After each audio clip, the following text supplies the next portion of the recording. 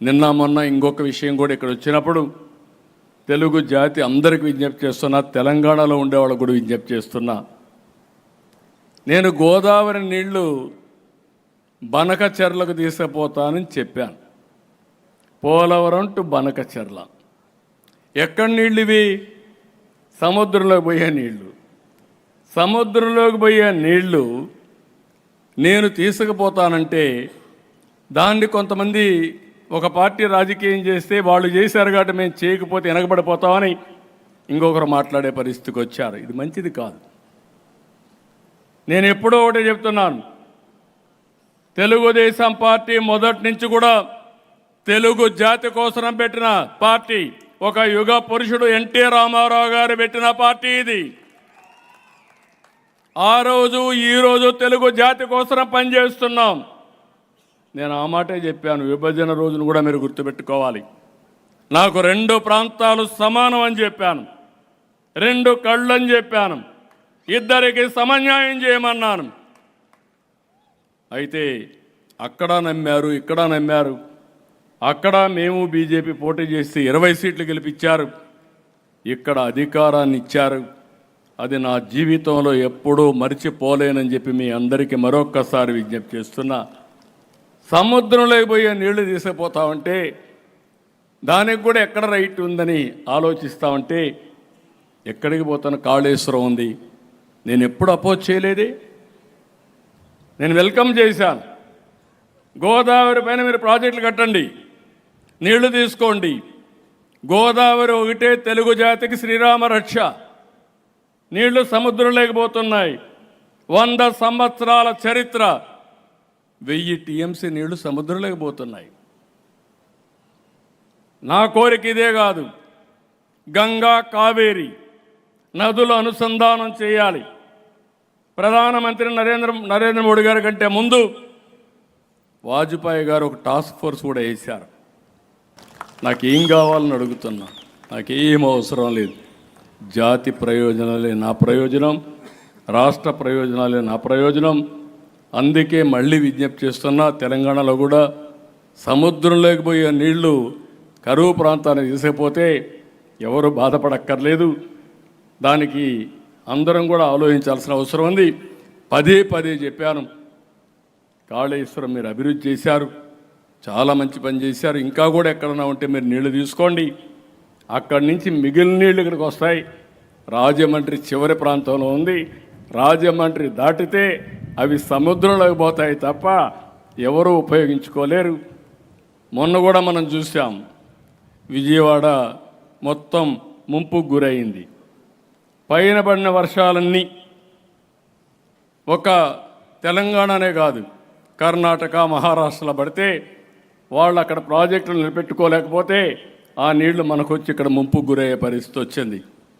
అందుకనే lower riparian స్టేట్కి ఎప్పుడూ అధికారం ఉంటుంది.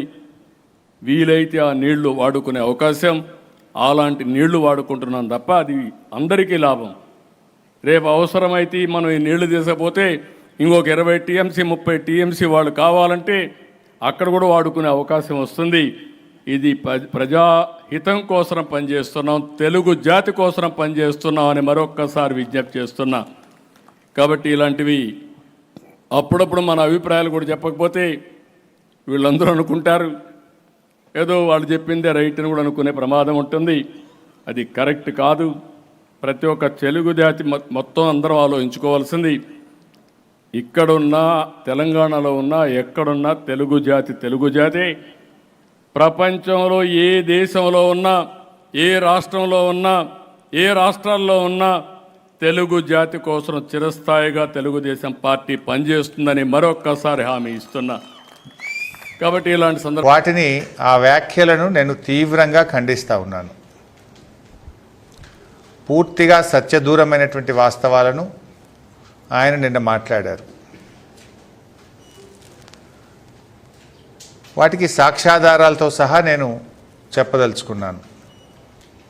బాధ కలిగే అంశం ఏంటంటే రాష్ట్రంలో అధికారంలో ఉన్న కాంగ్రెస్ ప్రభుత్వం చేతగాంతనం వల్ల, రాష్ట్ర ప్రభుత్వ నిర్లక్ష్యం వల్ల, కేంద్రంలో అధికారంలో ఉన్న బీజేపీ పక్షపాత ధోరణి వల్ల ఇవాళ తెలంగాణ రాష్ట్రానికి తీవ్రమైన నష్టం జరుగుతూ ఉంది. దీనివల్ల ఇవాళ రాష్ట్రానికి తీరని అన్యాయం జరుగుతూ ఉంది.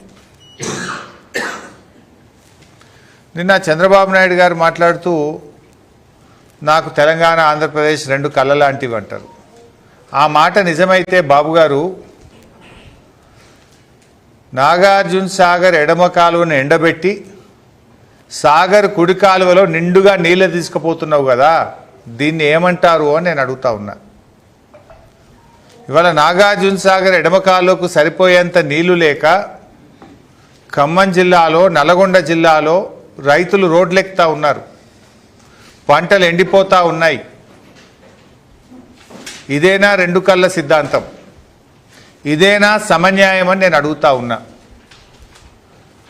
నాగార్జున సాగర్, శ్రీశైలం, కృష్ణానది జలాల్లో ఆంధ్రప్రదేశ్కు తాత్కాలికంగా కేటాయించిన దాని ప్రకారం 512 టీఎంసీలు రావాలి, ఇదే ఎక్కువ. కానీ మీరు 657 టీఎంసీలు వాడారు. ఇది 4-5 రోజుల కింద లెక్క. 657 టీఎంసీల నీళ్లు వాడారు. తెలంగాణకు 343 టీఎంసీలు రావాలి, కానీ తెలంగాణకు 220 వచ్చింది. ఢిల్లీలో ఉన్న మీ పలుకుబడిని ఉపయోగించి బీజేపీ ప్రభుత్వంలో భాగస్వామిగా ఉండి మీరిద్దరు కలిసి తెలంగాణ నోరు కొట్టిండ్రు. బీజేపీ బాబు గారు కలిసి తెలంగాణ నోరు కొట్టిండ్రు. మీరు నాగార్జున సాగర్లో, శ్రీశైలంలో మీరు అక్రమంగా రోజుకు 2 టీఎంసీలు తీసుకుపోయి ఇవాళ తెలంగాణకు సాగునీరు, త్రాగునీరు లేకుండా చేశారు మీరు. రేపు హైదరాబాద్ మంచినీళ్ళకి ఇబ్బంది వచ్చే ప్రమాదం ఉంది. ఎడమ కాలువ కింద పంటలు ఎండిపోయే ప్రమాదం ఉంది. మీరు దత్తత తీసుకున్న మహబూబ్ నగర్ జిల్లాలో కల్వకుర్తి, నెట్టంపాడు, భీమా, కోయిల్ సాగర్ కింద కూడా పంటలు ఎండిపోయే ప్రమాదం ఉంది. కానీ మీరేమో సమన్యాయం అంటారు. సమన్యాయం మాటల్లో ఉంది, చేతల్లో లేదు. చంద్రబాబు గారు, చేతల్లో మీదంతా ఆంధ్రాకు న్యాయమే ఉన్నది. తెలంగాణ విషయంలో మీది పక్షపాత ధోరణి. ఇలా కృష్ణా నదీ జలాల్లో మీరు అధికంగా నీళ్లు తీసుకుపోయి తెలంగాణకు అన్యాయం చేసింది నిజం కాదా అని నేను సూటిగా అడుగుతా ఉన్నా.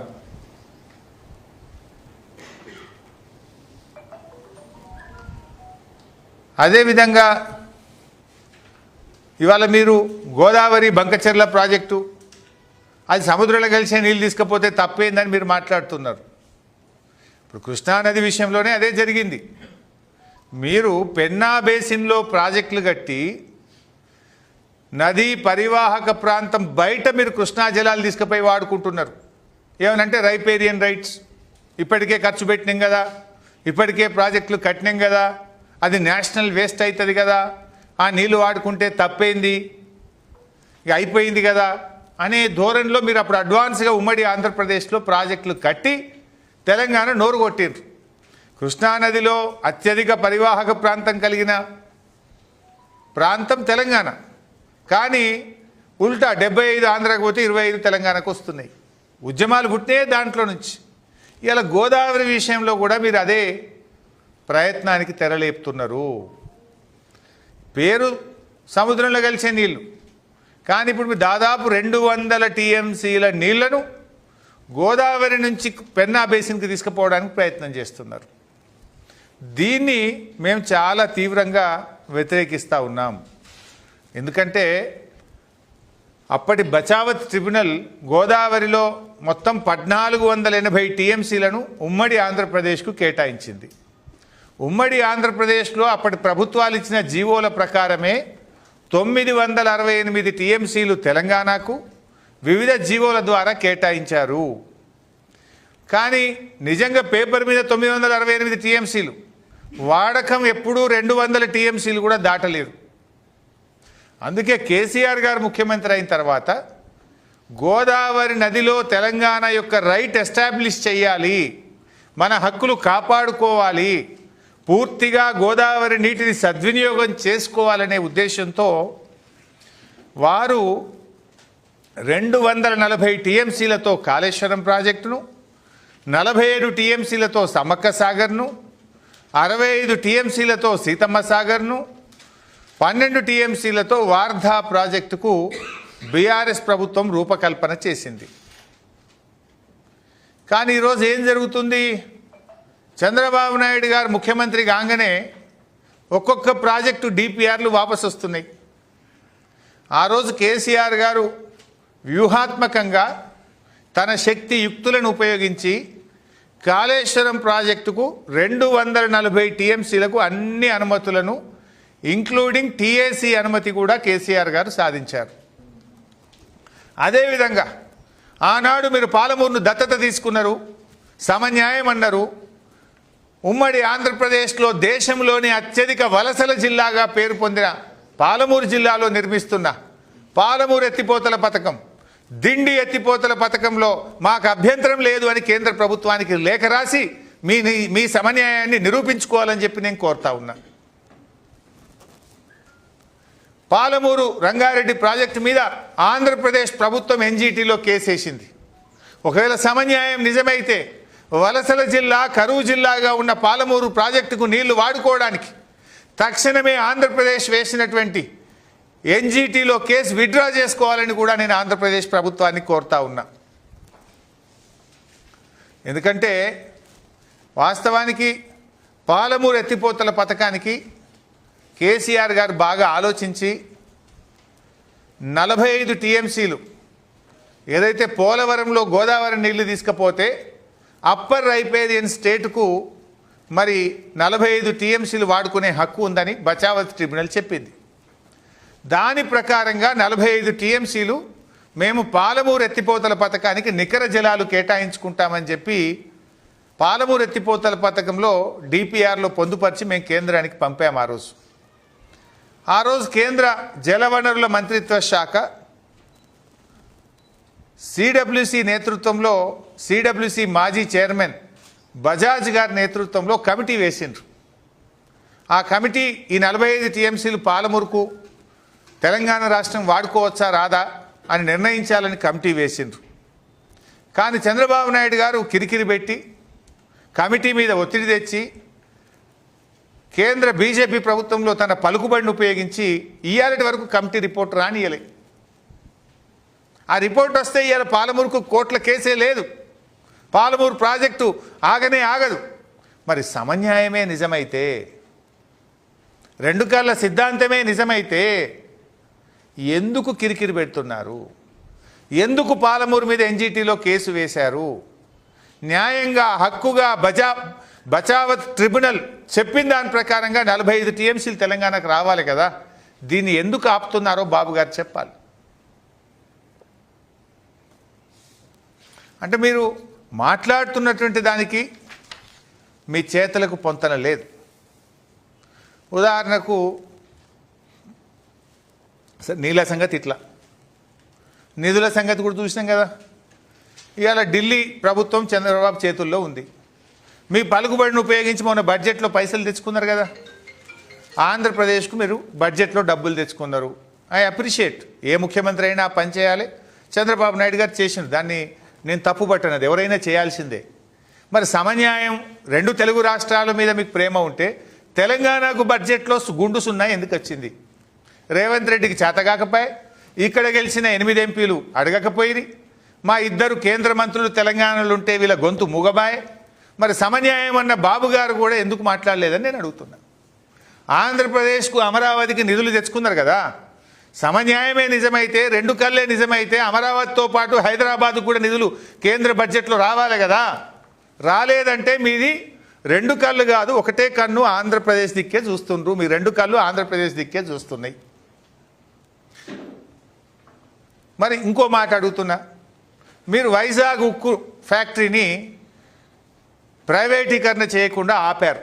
ఇన్ఫ్యాక్ట్ బీఆర్ఎస్ పార్టీ కేసీఆర్ గారు కూడా విశాఖ ఉక్కును ప్రైవేట్ పరం చేయొద్దు అని, మా రాష్ట్రంలో లేకపోయినా విశాఖ ఉక్కుకు ఆందోళనకు మేము మద్దతు తెలిపాం. దాని ప్రైవేటీకరణ చేయొద్దని మేము కూడా మాట్లాడాం. ఆ కార్మికులకు మద్దతు పలికాం. హిట్ టీవీ యాప్, ఇందులో short news, live news, entertainment shows, movies, digital magazines తో పాటు మీ జిల్లా వార్తలను కూడా ఫ్రీగా చూడొచ్చు. అంతేకాదు కేజీ నుంచి పీజీ వరకు విద్యార్థులకు స్కాలర్షిప్ కూడా అందిస్తున్నాం. ప్రతి వారం 10 మందికి లక్కీ డ్రా ద్వారా ఒక్కొక్కరికి 10,000 రూపాయలు అందిస్తున్నాం. ఇంకెందుకు ఆలస్యం, వెంటనే హిట్ టీవీ యాప్ ని డౌన్లోడ్ చేసుకుని ఫ్రీగా ఎంటర్టైన్మెంట్ పొందండి. Hit TV app. Hit TV app. Please download Hit TV app. Hit TV యాప్ని ఫ్రీగా డౌన్లోడ్ చేసుకొని ఎంజాయ్ చేయండి. మీకు నచ్చిన ఎంటర్టైన్మెంట్ కోసం హిట్ టీవీ యాప్ ని ఫ్రీగా డౌన్లోడ్ చేసుకుని ఎంజాయ్ చేయండి. హిట్ టీవీ యాప్ని డౌన్లోడ్ చేసుకుని ఆస్వాదించండి, ఆశీర్వదించండి. ఇంతమంది సెలబ్రిటీలు హిట్ టీవీ యాప్ ని డౌన్లోడ్ చేసుకోండి అని చెప్తున్నారంటే ఎంత మంచి యాప్ ఆలోచించండి. అమెరికా అమెరికా అమెరికా అమెరికాలో చదవాలనుకునే వాళ్ళకి విశ్వసనీయమైన పేరు మన శౌర్య consultancy. UK Law 1 Year Masters. UK Law 1 Year Masters. 2 years work permit up to 5 years visa. Contact Saurya Consultancy. Contact 89851 89851.